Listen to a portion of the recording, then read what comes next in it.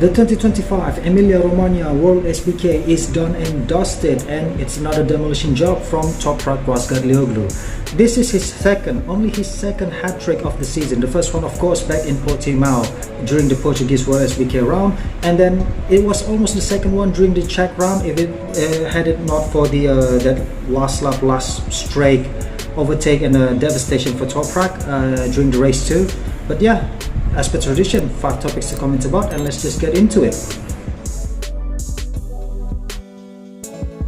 The big news is finally out. We have officially been told from the announcement, from the various different official announcements, that Toprak will indeed be racing in MotoGP for 2026. I got taken aback. I've got taken aback with that decision. Why next year? Why not for 27? Why bother trying to adapt to the Michelin first only for 1 year, and then only to come back to Pirelli again for 27? It's a bit weird. The timing is a bit odd. The Race MotoGP podcast made some explanation around it, but I haven't watched the video. I just saw the thumbnail and the titling of the video. According to Alvaro, oddly, Alvaro Bautista said in an interview coming to the Emilia-Romagna weekend that Toprak actually told Alvaro that 2 weeks ago that he already signed the contract. So the contract had been signed 2 weeks ago. So it did explain all the buzzing, all the rumors flying around, floating around during the entire Aragon weekend in MotoGP last week. With that move, with this big of a news, this is a perfect celebration for Toprak, a perfect way to celebrate his move to MotoGP with a hat trick. It's an almost perfect weekend though, because he didn't really get the pole position. The pole position was actually snatched by Nico Buliga with a record-breaking lap, which we will come to a bit later. He did start from P1 in race 1 because Nico had a 3-grade penalty. With the Super Pole race, he started back in second, but then he won the Super Pole race, and then another race win from pole position for Toprak. So it's just a really perfect way to celebrate his move to MotoGP. This is such a big news. I'm personally, I don't really think that Toprak will suit to MotoGP. I really was hoping that he would stay in WorldSBK. He could be the Valentino Rossi of WorldSBK. Like, remember when you ask your grandma, "Hey grandma, do you know MotoGP?" And then your grandma might be like, you mean Valentino Rossi? That's what I want Toprak to be. When you ask someone, some random guys, "You know WorldSBK?" and then he was like, "You mean Toprak Razgatlioglu?" I was really hoping that Toprak would be that kind of guy, that kind of superstar, the icon of the world superbike, instead of Johnny Ray or even Alvaro or even Nico or even someone else. In regards to the records as well, Toprak could very well beat Johnny's 6 titles in WorldSBK. Toprak's still 29 this year. By October this year, he will be 29. So he still has a long way to go. When Johnny snatched his first WorldSBK title, he was already age 28. And look at what he did. Up until now, he is age 37. He is a 6-time world champion in the Superbike scenery. So Toprak can beat that record if he wants to stay in MotoGP. And his wording though, this is a farewell. He needs to make a farewell to WorldSBK.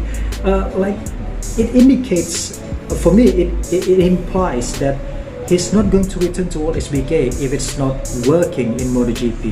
If the project fails, if the move proves to be a disastrous one, I don't think he will come back to WorldSBK. He says it's a farewell, not like a brave goodbye or just a pause in the WorldSBK. He says it's a farewell. So I really hope he would stay, but yeah, it's his dream anyway. Having started on pole position with a record-breaking lap. Again, like I said in the previous section, it was a record-breaking lap, and but he got a 3-grid race penalty.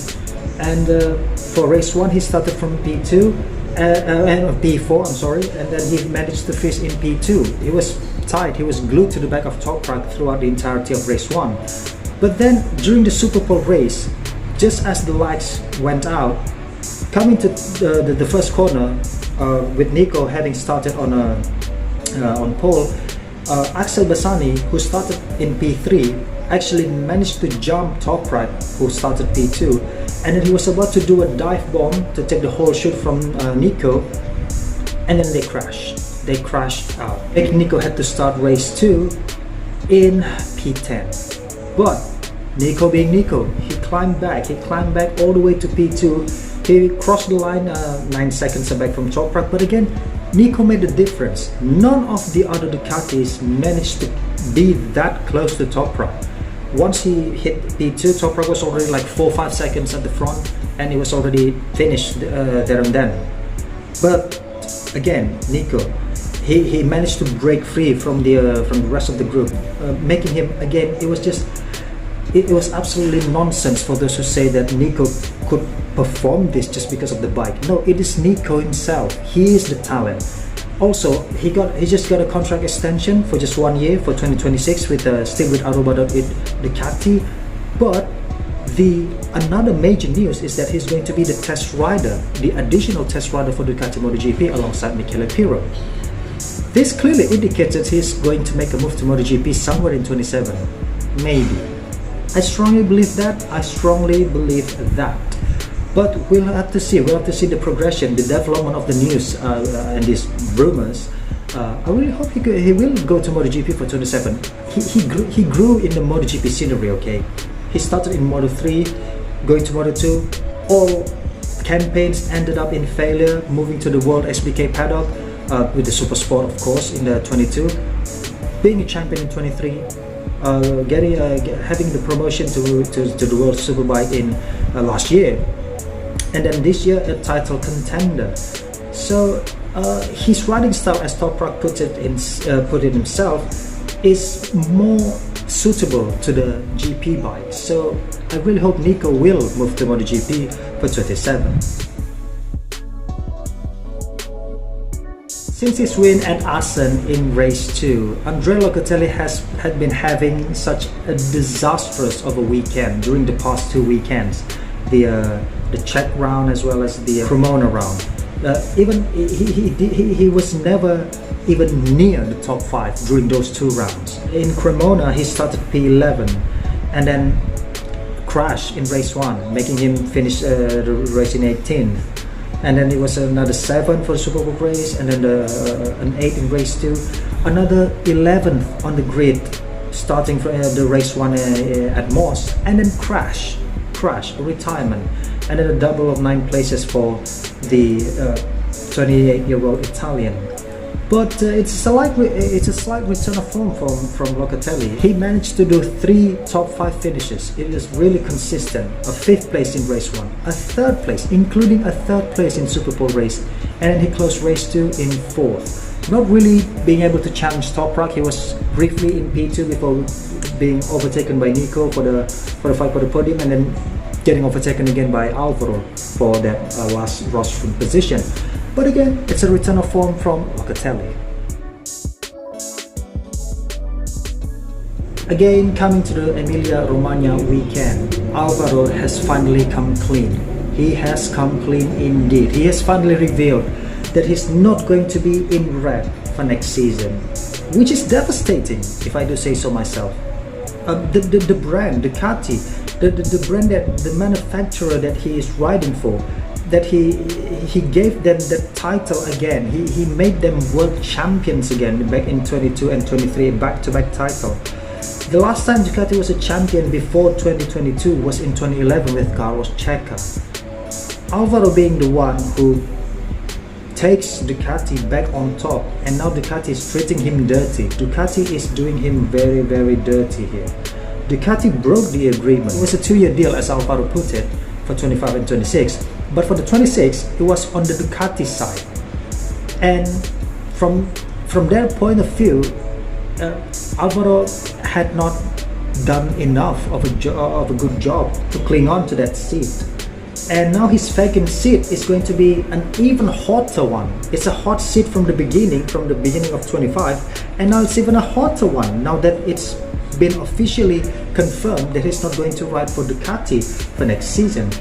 And I see Danilo Petrucci, Danilo, he seems to be the first in line to take it, just as I previously commented upon in the previous commentary videos during the world, I think during the Czech round where he collected 3 straight podiums. He's the strongest candidate to fill in that seat for Alvaro, for Ducati I mean. But Ducati has been very notorious in making weird decisions. I'm not going to be surprised if it's not going to be Danilo. But yeah, I really hope he's going to be in an official red suit for next year. 2000. The year was 2000. Race 1 in Phillip Island, the Australian round. Yes, that was the last time a Bimota was on the podium. A victory from Anthony Gobert, riding that Bimota with a number like what, 501? It is 501. That happened to be the last time Bimota stood on the podium. 25 years later, it finally returned. Historical moment. It was a historical moment. It was in the Super Bowl race. I mean, yeah, I don't really count the Super Bowl race stats for this kind of thing, but nonetheless, it is a historical one, a historical podium, a strong ride to P2 from Alex Lowe's. Bimota was actually this week was very strong. They performed very strongly with Axel Bassani managing a P2 on the grid. P2 on the grid. Actually, it's a P3, but he got promoted to P2 in the race 1, and then but still during the Super Bowl race he started on in P3. I got taken aback. Where did this pace come from? Why are they suddenly performing this strong? But again, in race 2, you know, Alex Lowe's being Alex Lowe's, a really crash front rider, and yeah, he binned it. He was running in like a strong P7, P6, and then he binned it. It's a shame. It was a shame. He did remount to finish in P14, but it's a what if, I guess. So that's it for this episode. It's a bit of a longer episode compared to the previous ones, but I hope you really enjoyed it. Might as well comment something in the comment section, so we might have a bit of a discussion. And like and subscribe for more, and until we meet again.